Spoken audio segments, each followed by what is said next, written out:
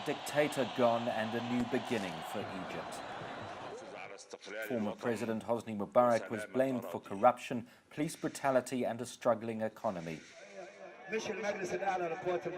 Those who fought expect change, but they're not getting it yet. We want to change the system, not change the Hosni Mubarak. Hosni Mubarak is a small thing in the system. So while the world focuses on Libya, day after day in Cairo, there are still clashes.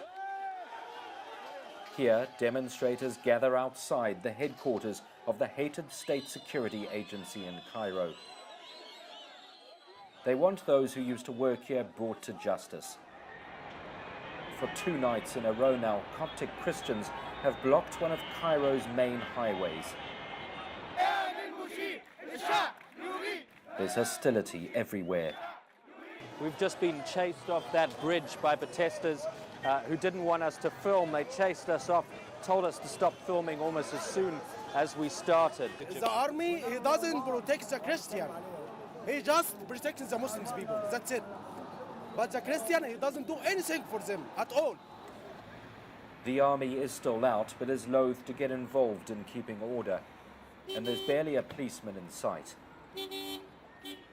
We met with Cairo journalist and blogger Isander Al-Amrani. He says the new interim government needs to fill the power vacuum quickly. This government has to restore security. It has to make sure that people feel safe on the street.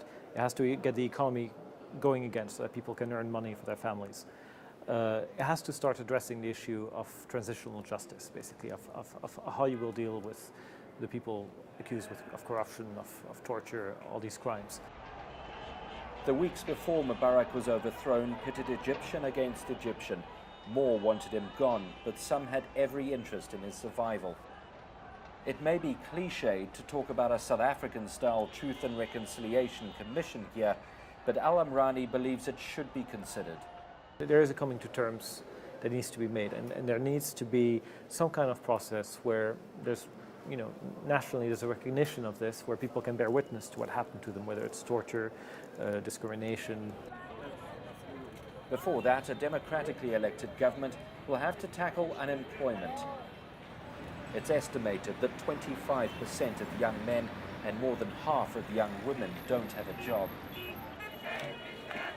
It's no wonder they were celebrating when Mubarak was gone.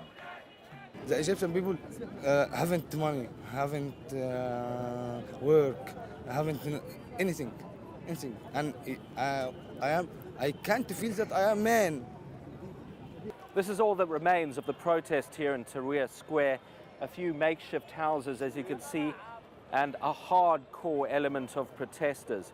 You get the sense, though, that if the new government doesn't respond to their demands, that the masses will be back here in Tahrir Square. There's a real feeling that change is in the air, that change needs to happen and can happen. After all, these demonstrators got rid of Hosni Mubarak, and anything now seems possible.